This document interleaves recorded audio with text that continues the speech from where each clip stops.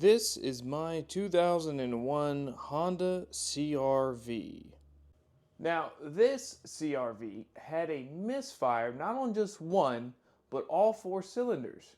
And I couldn't for the life of me figure out what was causing the misfire, and this is pretty much what we've done so far.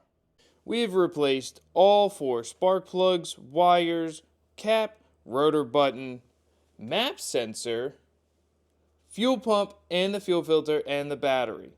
All of that has been replaced with brand new parts. In addition to that, what we've also done is I've gone through and tested the map sensor to make sure it's working correctly. The throttle position sensor located back here makes sure it's working properly. The voltage is correct on it. I've also tested the idle air control valve to make sure that it was operating properly.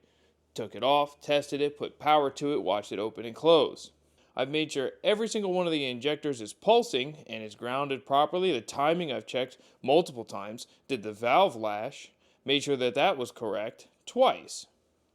I've even inspected the ECU, and behind this glove box, mounted to this side, is the fuel pump relay, which I took off and attempted to resolder. That didn't turn out too well, but it still works fine, and I verified both of the relays cut on for when the pump is priming and running.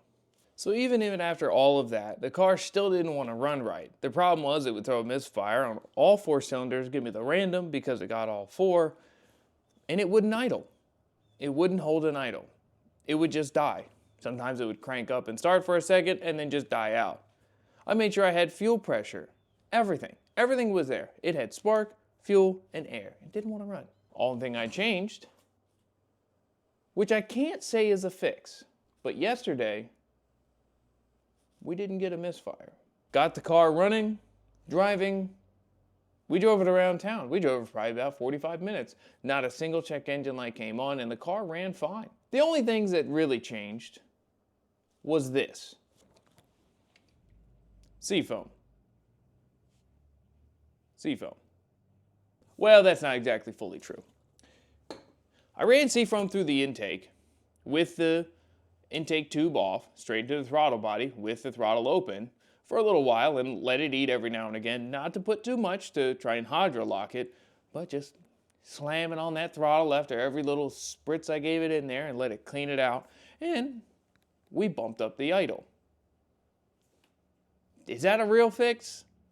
6, 7. I don't know. Probably not. Probably not a real fix.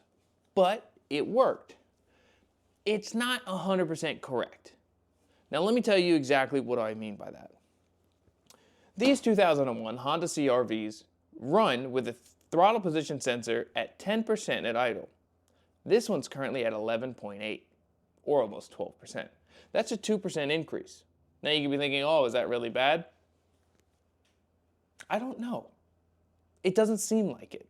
But with it at 10%, it will not run. Now, this isn't automatic, and I'm pretty sure the fuel trims between park and drive are not going to be the same, the way it gives fuel. So it could be a few other things, but I've racked my brain for weeks trying to figure it out, and I've thrown a few parts at it to hopefully fix it, and nothing has really worked. So then I went with the electrical check, and I went through extensive checking on a lot of the electrical components and still came up empty. This was an easy fix. Is it the best fix? No, but it worked. This car was $2,000. It was a steal.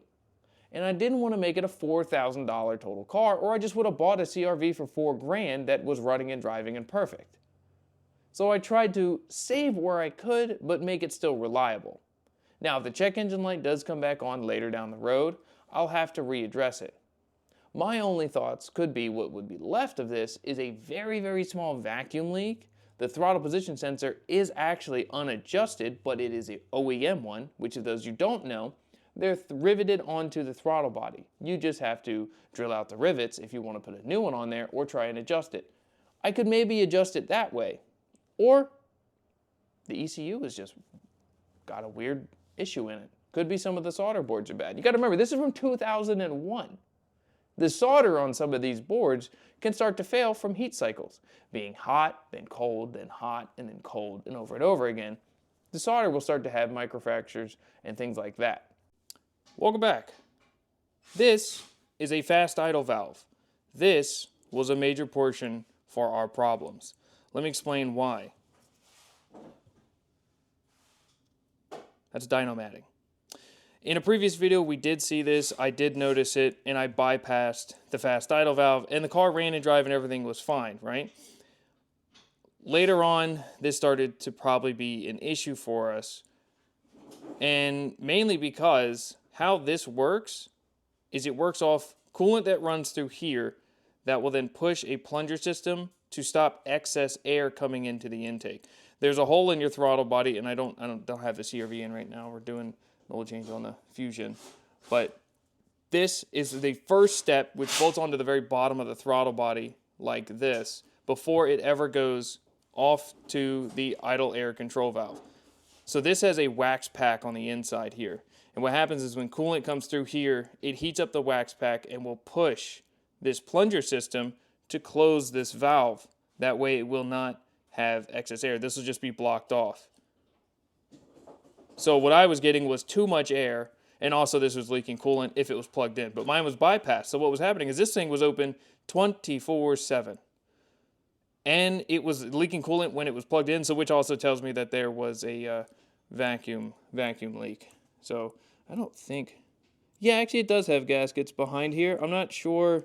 They're kind of tore up, and also I don't know how good they're going to be if I peel all of this off. Yeah, they're not sitting in too well. So this was probably... It had to be replaced anyhow. So a brand new one was put on. It's about $140 off Rock Auto.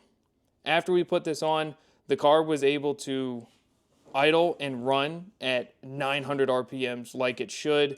No problem. Running fine. Able to go in gear. No problems at all. But this morning we got the car and we were getting ready to head out to go hang out with some friends. And then it kind of had the same sort of issue again. The idle was kind of acting weird. It didn't want to stay running. It threw the misfires again, but only while it was in park. I've driven the car miles, an hour, 100 miles one way, back 200 plus miles so far, and no check engine light while it was driving. Only in park at idle, it started to throw a misfire. Yesterday, it was absolutely fine. We even drove it today, and it was perfectly fine. So, more or less, definitely check out the fast idle valve on your CRVs if you're having an issue with idle, stumbling, it's shutting off on itself, because these cars need coolant specifically with no air pockets in them for it to run. Took a while for me to get all the air out of the system because I don't have a burp funnel. Train's a little loud, so I'm just going to yell over it. Took a while to get all the air out of the system, so make sure you get all the air out. And it started to run, and as the air went out, it ran better and better and better. Once the thermostat opened, it was purring. Again, yes, this morning it was acting a little weird again. I still got to look into it a little bit more, but I'm still calling the car fine and fixed. The check engine lights when it comes on is perfectly random, and I think it's still got something to do with how it's sitting in idle. So while it's driving and running and driving, it's perfectly fine. So that's the update we have for that. Hopefully somebody can find some help in any of those fixes from everything we've done. We should get more parts coming in. Brakes, rear, wheel bearing, and sway bar end links, and all the motor mounts. So that'll be in the next video. So hopefully you guys see you in the next video. Thank you for watching. Peace.